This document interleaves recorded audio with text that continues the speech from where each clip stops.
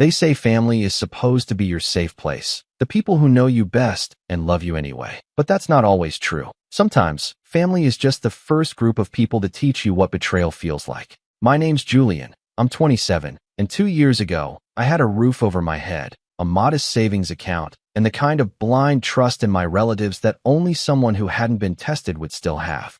I thought we were close, you know? Not perfect, but close enough that if things ever got hard, we'd be there for each other. I didn't realize just how wrong I was until my little sister, Lena, decided to lie, and my whole family decided to believe her. Lena's 23 now, for years younger than me, and if you asked my parents, she could do no wrong. Growing up, she was the golden child. I was the quiet one who did my homework and didn't cause trouble. Lena, on the other hand, was always loud, always dramatic, always in the middle of some mess, and somehow, always the victim. She'd crash her car. It was the mechanic's fault. Fail a class. The teacher was out to get her. Borrow money and not pay it back. She's just struggling. Julian, don't be so cold.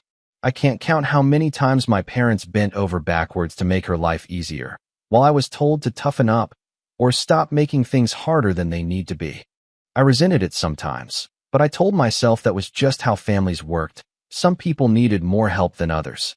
I kept my head down, paid my way through college, and landed a decent job in software. I wasn't rich, but I was stable, independent, and I was proud of that. Then my grandfather passed away. He was the only person in the family who really saw me, who asked me questions, remembered things I told him, actually listened. When I was a teenager and my parents said no to sending me to coding camp, Grandpa took money out of his own pension to cover it. When I got my first internship, he was the only one who showed up to take me out for a celebratory lunch. So when he died, I was heartbroken. But I also felt this strange sense of peace knowing I'd made him proud. The funeral was quiet, somber. My parents didn't cry much, but Lena put on a whole show, sobbing loud enough for the neighbors to hear, dramatically clutching at his photo like she was starring in a soap opera. I remember standing off to the side, watching her, and feeling something twist in my gut. It was like I could already tell something was about to shift. I just didn't know how far it would go. About a month after the funeral, my dad called a family meeting. That alone was weird. He never called family meetings. We usually only gathered when someone graduated or got engaged or had a birthday, and even then it was mostly just small talk and a few awkward hugs. But this was serious, apparently. When I got to my parents' house, Lena was already there, sitting on the couch with this smug little smile like she knew something I didn't. Mom looked anxious. Dad cleared his throat and handed me a manila folder. "This is Grandpa's will," he said. "You should read it." I flipped it open and skimmed the pages, my eyes catching on one line that made me blink twice. To my grandson Julian, I leave the house on Oakwood Drive, and the sum of $80,000 in savings, to be used at his discretion. I looked up, confused. That house. Grandpa's house. I had no idea he'd left it to me. I didn't even know he still had that kind of money tucked away. My parents sat in silence as I processed it, like they were waiting for me to say something offensive. I didn't expect this, I said carefully. I didn't know he'd done this. My mom sighed. "We didn't either," she said, her tone clipped. "We assumed everything would be split." I nodded slowly. "Well, I'll make sure to take care of it. Maybe rent it out, or, you don't deserve it," Lena snapped. Just like that. No build-up. No pretense. I turned to her, startled. "Excuse me." She crossed her arms. "You manipulated Grandpa. You visited him more than any of us. You made him think you were the only one who cared, so he'd give you everything." I felt my jaw tighten. "I visited him because I loved him, Lena. You were too busy getting high with your boyfriend or crashing his car." "That's not true," she shot back. "He was sick and confused. He probably didn't even know what he was signing." That's when my dad chimed in, which really caught me off guard. "Lena says she saw you pressuring him to change his will last year. She told us right after the funeral, but we didn't want to say anything until we had the paperwork." My stomach dropped. "What? That's a lie. I never. Are you serious right now?" My mom looked away. "We just want to get to the truth, Julian. If you coerced him, I didn't," I said louder now. "This is insane. You think I tricked a dying man into leaving me a house?" "You were always jealous of Lena," Dad muttered, like that explained everything. "Maybe this was your way of getting back at us." That was the moment something cracked in me. Not just because of what they said, but because I realized they meant it. They weren't just speculating. They'd made up their minds. My sister lied, and my parents, people who raised me, who watched me grow up, believed her without even asking me. Over the next few weeks, everything spiraled. My parents started talking about getting legal advice, revisiting the will, trying to argue that Grandpa was mentally unfit when he signed it. Lena started posting vague things on social media. Some people will do anything for money, and family isn't always blood, while all her friends jumped in to defend her. I lost sleep. I lost weight. I started second-guessing every memory I had with my grandfather, wondering if I'd done something wrong without realizing it. The worst part? I tried to talk to them. I really did. I offered to split the money. I told them they could have the house. I just wanted to keep Grandpa's old tools and a few photo albums.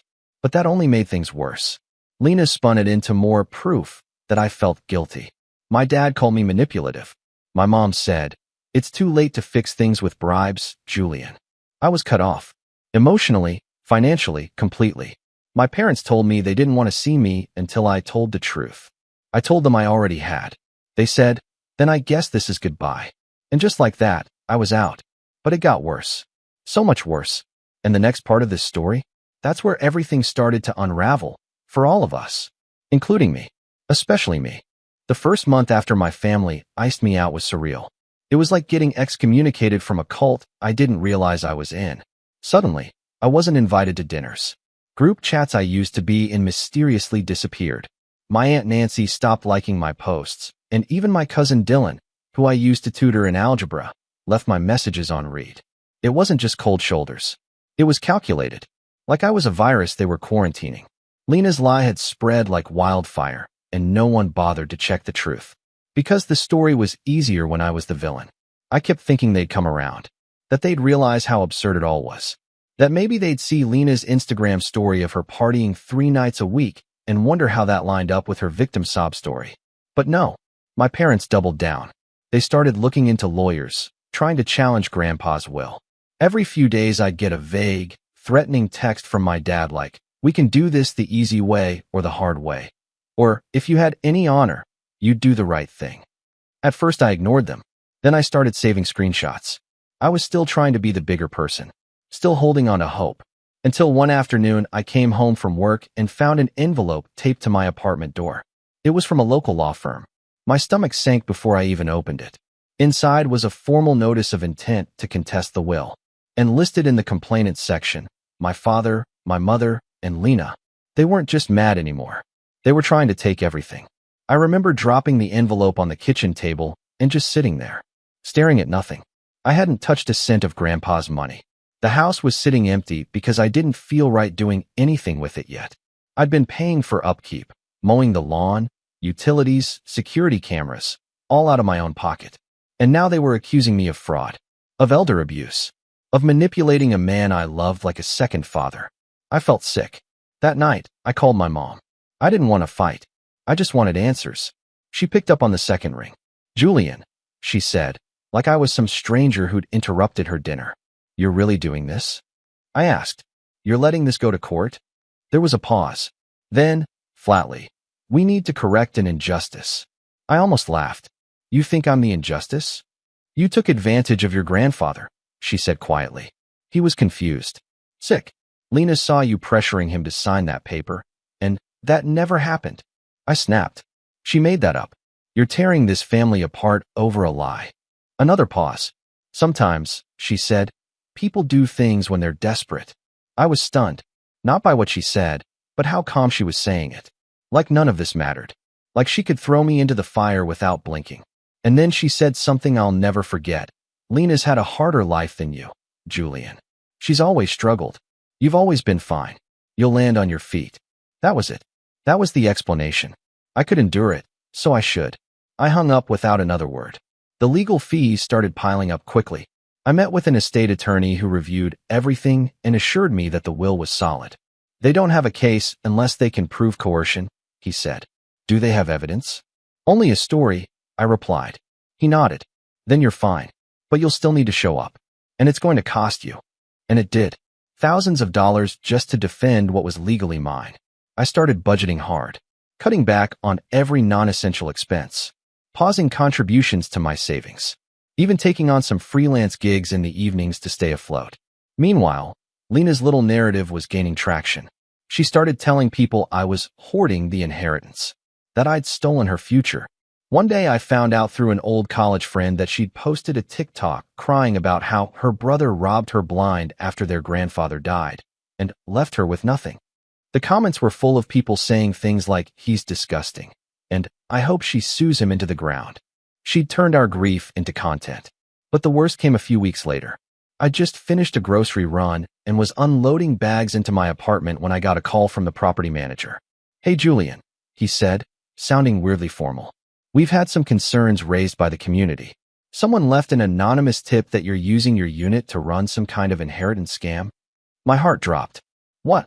"Yeah, I know it sounds crazy, but someone's been posting flyers around the complex. Said you forged a will and kicked your sister out of her share." I was stunned. "That's not true. That's absolutely false." "I figured," he said quickly. "I told the board it was probably someone with a grudge, but we still had to flag it." I walked outside and found one of the flyers taped to the mailbox cluster. Big block letters. "Beware, inheritance thief in Unit 3C. And beneath it, a photo of me.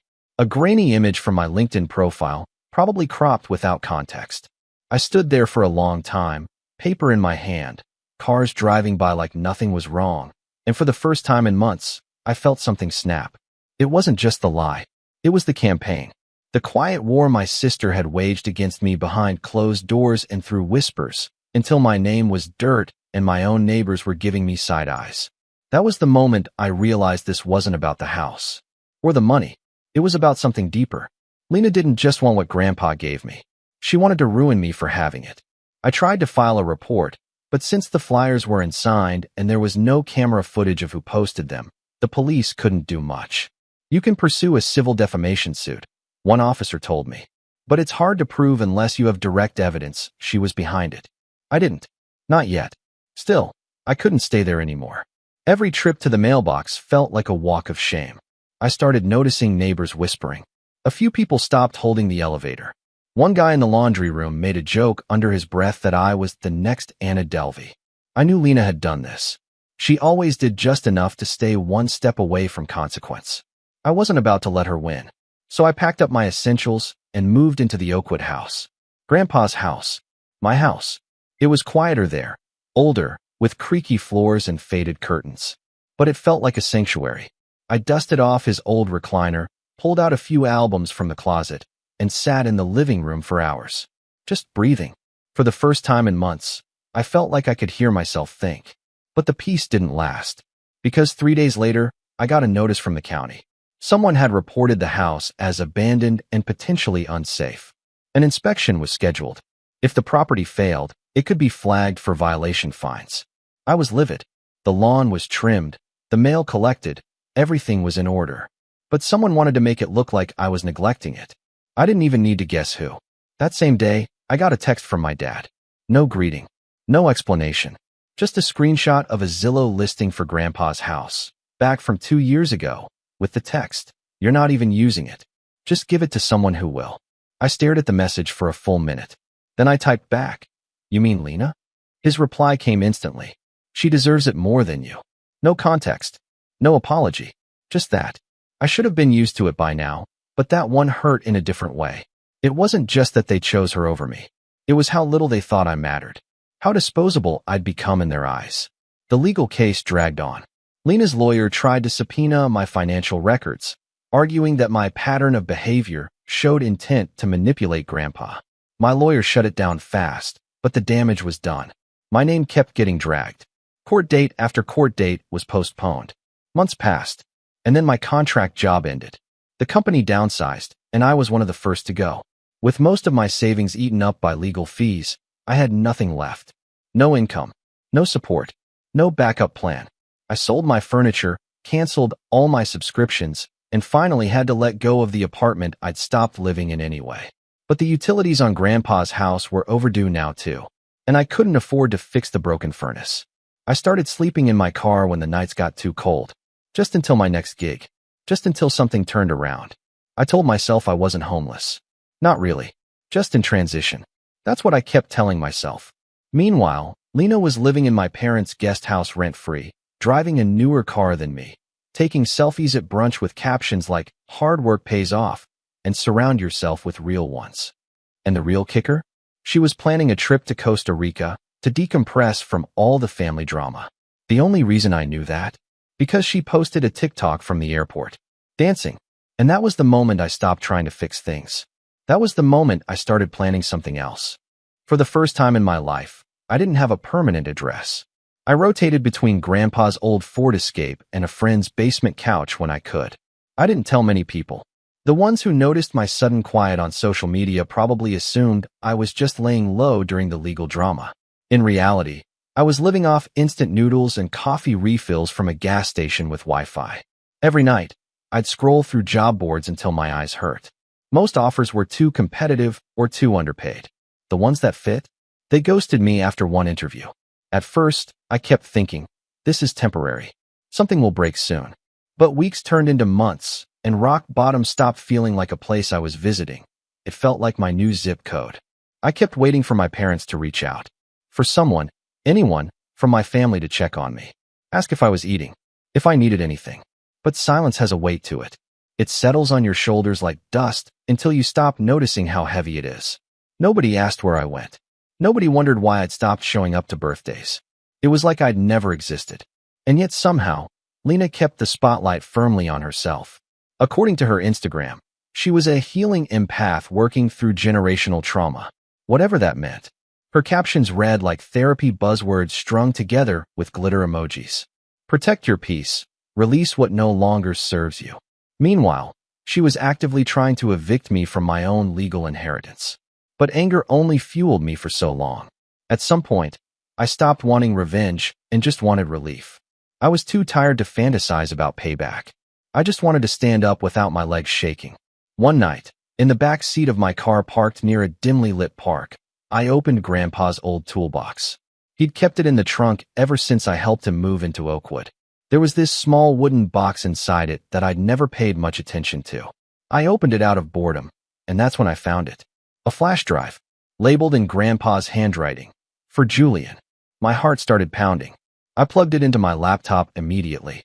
It contained only two things, a Word document and a video file. The document was a letter, dated 3 months before he died. Julian, if you're reading this, it means I've passed, and I hope the will reached you. I know your parents will be angry, and I know Lena will lie.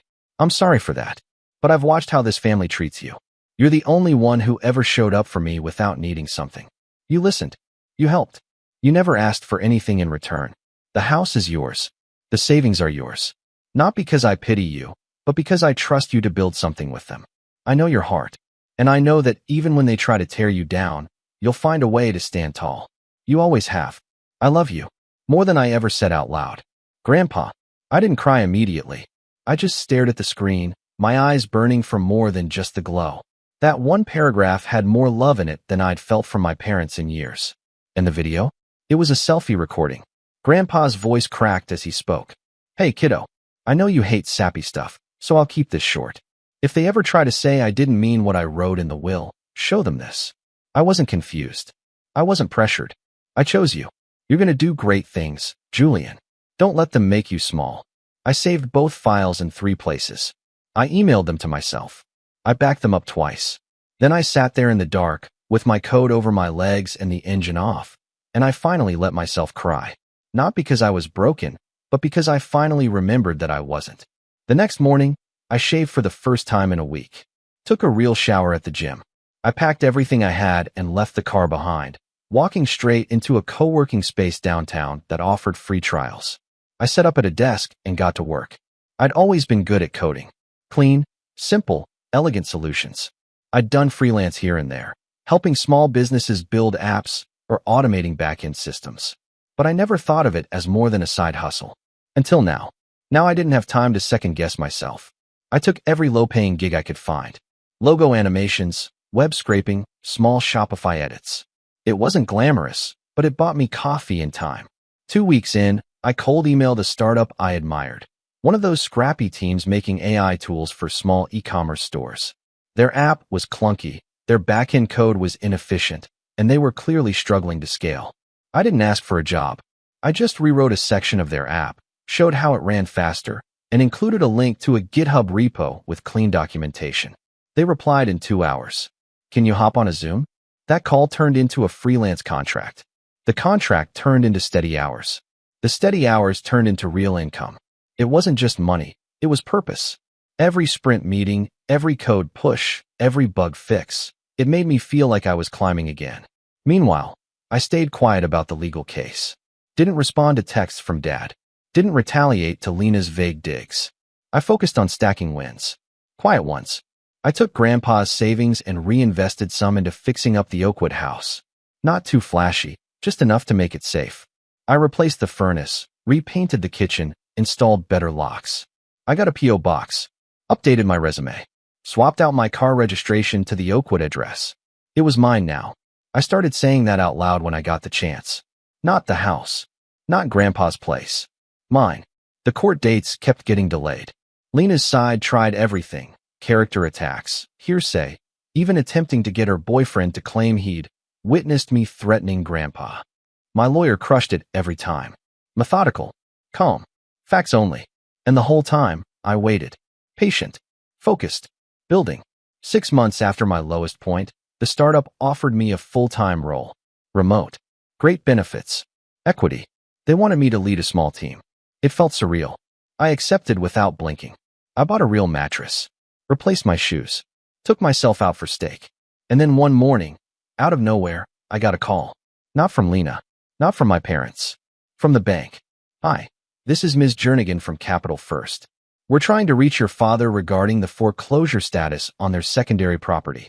We believe you may be listed as a possible co-signer, or at least someone with interest in the Oakwood parcel. I froze. Sorry. Foreclosure. Yes, sir. There's been a string of missed payments, and we've attempted contact for 90 days. Our records show your family attempted to leverage your inherited property as part of their loan application, but we're finding inconsistencies in the paperwork. Are you aware of any current liens or disputes? No, I said slowly, but I'd be very interested in hearing more. That was the day I realized everything was crumbling on their side now. The guest house Dad had built in the backyard?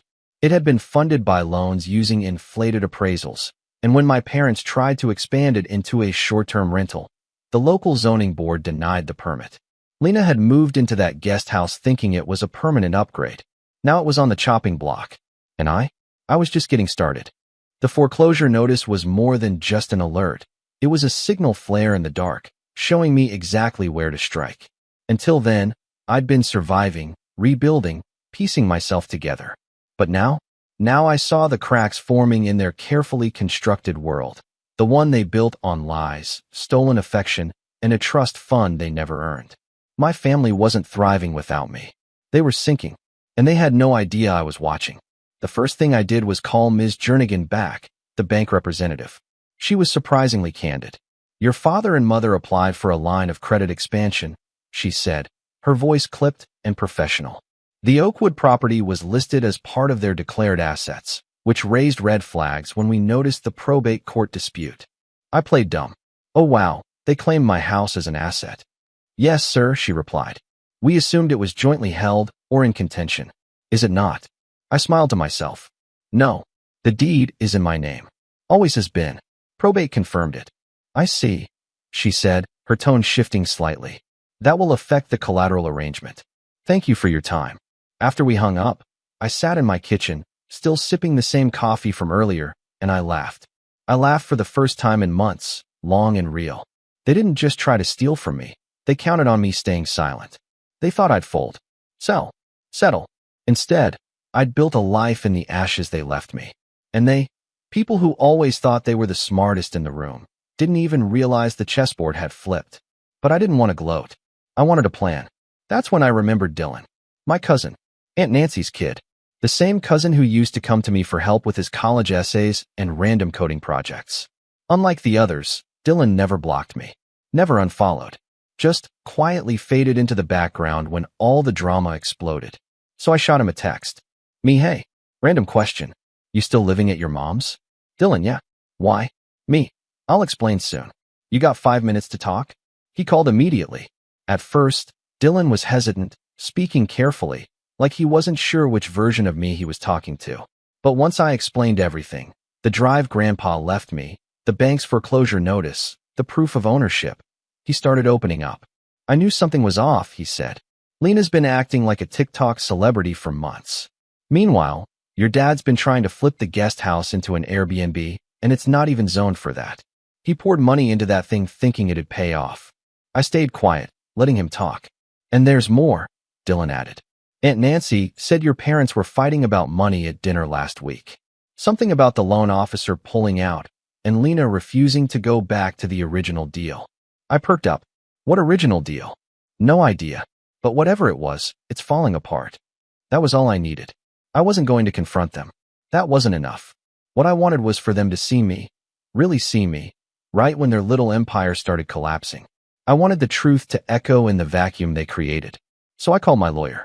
Hey, Rishi, I said. How fast can we move to get a court date? Faster than usual if you have new leverage, he replied. You got something? I've got a flash drive, a video confession, and confirmation that the opposing party fraudulently listed a property in my name as loan collateral. He whistled. Well, that'll do it. Within a week, he'd filed a motion to expedite. The court date, which had been dancing around the calendar for months, was finally locked in. 2 weeks out. I marked it in red on my calendar, not just for the legal closure, but because I had something special planned for that exact day. But before that could happen, I had one more person to reach out to, my grandfather's old friend, Mr. Whitaker. He was a retired attorney and longtime family friend who used to come over for coffee on Sundays. Grandpa always called him the Vault, because he remembered everything and kept every paper he ever touched. I hadn't spoken to him since the funeral, but I remembered something Grandpa once said. If anything ever happens, and you need the truth to come out, Whitaker's got the backup. So I visited him, knocked on his door, holding my breath. He opened slowly, squinting until recognition softened his face. Julian, he said, you look just like your grandfather when he was angry but pretending not to be. I couldn't help but smile. I need your help. We sat in his study, surrounded by bookshelves that smelled like old paper and stronger coffee. I explained everything, showed him the documents, the flash drive, the emails from the bank. Whitaker nodded slowly and left the room. When he came back, he had a leather folder in his hands. Your grandfather didn't trust Easy, he said, but he trusted you. He gave me a copy of the final will and a notarized video testimony, in case anyone ever challenged it. My eyes widened. A second video? Shorter than yours, he said, but signed, sealed, and time-stamped. I took the folder like it was made of glass. Now I had everything. The next move wasn't about revenge, not yet. First, it was about exposure. Quiet, precise, humiliating exposure. So I printed copies of the will, the bank's loan documents, screenshots of Lena's public lies. I built a digital presentation with timestamps, receipts, and a clear narrative. Here is the truth. And here is how they try to bury it. I didn't send it to my parents. I didn't send it to Lena. I sent it to Aunt Nancy, to Uncle Reggie, to my dad's former business partner, the one who was always annoyed by Lena's freeloading. I sent it to every extended family member who had watched from the sidelines, swallowing Lena's story with a spoonful of sympathy. No message, no explanation, just a simple subject line. For your information. And then, I waited. The texts started coming in within the hour. Uncle Reggie, what is this? Aunt Nancy. Julian, did they really try to forge a loan with your house? Dad's ex-partner. Terry, I knew something was off with that girl. You good, kid? I didn't reply to any of them. I didn't have to, because I knew what was coming next. The day before the court hearing, my dad texted me. One word. Dad, lunch. I stared at it for a full minute. Then I replied. Me. Sure. Oakwood House. Noon. Let them come to me. Let them see what they gave up. I cleaned the house that morning like I was preparing for a guest of honor. Polished the floors. Brewed coffee. Set out 3 chairs. I left the copy of the will sitting on the table, right under Grandpa's photo. The one where he's holding me as a baby, both of us smiling. They arrived 10 minutes late. My dad looked older. Stressed. My mom looked uncomfortable. And Lena? She looked like she didn't want to be there at all. Thanks for seeing us, Dad said stiffly. I just nodded. Coffee? No, Mom said quickly. Suit yourself. I sat across from them. So, what do you want? Dad shifted. Look, this whole thing's gotten out of hand. Has it? I asked, raising an eyebrow. Or did it finally get visible? Lena rolled her eyes. Can we not be dramatic? You call me a thief. You tried to erase my relationship with Grandpa. And now that the truth is out, you're worried about drama? My voice didn't rise. I didn't shout. But the heat in it made all three of them shift. Dad cleared his throat. We just think it's time to be the bigger person. To move past this. I looked at him for a long time. Then I leaned back in my chair. Funny, I said softly. I wasn't family when I slept in my car. The silence was deafening. Lena had the nerve to look offended. You were never homeless. I tilted my head. Then where was I staying, Lena? She didn't answer. I lost my job, my apartment, and half my reputation because of your lie. And when I offered to split the inheritance, you called that proof I was guilty. Mom spoke up, finally. Julian, honey, we made a mistake. But you can't hold on to that forever. I smiled. Not kindly. I'm not holding on to it. I'm documenting it. I opened my laptop and turned it toward them. The presentation already queued up. This is what the judge will see tomorrow. Every lie, every threat, every fraudulent document you signed. My eyes landed on Dad, including the one where you claim to own this house. He went pale. I'm not here to offer forgiveness, I said. I'm here to let you know that the door you slammed in my face, it's locked now, permanently. I stood up. You have one more night before the truth becomes public record. They stared at me like I'd slapped them. But I didn't yell. I didn't throw anything. I just walked them to the door, opened it, and said, Court is at 9 a.m., don't be late. Then I closed the door behind them and locked it tight. The courtroom was colder than I expected. Maybe it was just my nerves. Maybe it was the years of betrayal finally crystallizing into a single moment. Either way, when I stepped inside and saw Lena seated next to my parents on the other side of the aisle, I felt nothing. No anger. No fear. Just calm. Like I'd already won. Like the outcome was just a formality now. Lena was dressed like she was auditioning for sympathy. Blouse buttoned to the top. Minimal makeup. Eyes wide and solemn. My parents wore their usual concerned but dignified expressions, as if they were the wronged ones, here only because they had to be. It would have been laughable if I hadn't lived through the nightmare they caused. My lawyer, Rishi, leaned in and whispered, They're trying to settle. They'll drop the contest if you agree to split 50-50ths. I didn't blink. No. They're panicking, he said with a small grin. We've got them cornered. Good, I said. Let's finish this. The judge entered. Everyone stood. And just like that, it began. The case started with procedural formalities. Lena's lawyer, a jittery man with more bluster than backbone, launched into a speech about undue influence, painting me as a manipulative grandson who used my closeness to my grandfather to twist his final wishes. He referenced Lena's eyewitness account of me pressuring Grandpa, mentioned his declining mental state, and claimed the will had been executed without proper oversight. Then Rishi stood up. No further speculation, Your Honor, he said smoothly. Let's show the truth. He presented the original signed will, notarized and witnessed. He walked through Grandpa's medical history, complete with independent evaluations that confirmed his mental competence at the time he signed the documents. Then, he queued up the first video. The courtroom fell into a hush as Grandpa's face appeared on the screen. His voice, strong and unwavering, filled the room. If anyone says I didn't know what I was doing, don't believe them. This was my choice. I made it because Julian earned it. Period. I stole a glance at Lena. Her jaw tightened. Her hands curled in her lap. Then came the second video, Whitaker's backup, complete with a timestamp and a notarized affidavit confirming its authenticity. Rishi saved the best for last, the flash drive letter. He read it aloud slowly, letting every word sink in, especially the part about Lena, the part that made her flinch in her chair. By the time he finished, the judge looked tired. Not angry, not skeptical, just tired, like she'd seen this kind of greed before. Lena's lawyer requested a recess. Denied. He tried to cross-examine the authenticity of the video. Rishi provided a tech expert's signed certification. My parents sat like statues, offering no support for their daughter. For once, they had nothing to say. No defense. No spin. After a final review of the evidence, the judge adjusted her glasses, looked straight at Lena's side of the courtroom, and said, This case is not only without merit, it is deeply disturbing. I find no evidence of coercion, manipulation, or mental incompetence. On the contrary, the decedent's intent is crystal clear. She turned to me.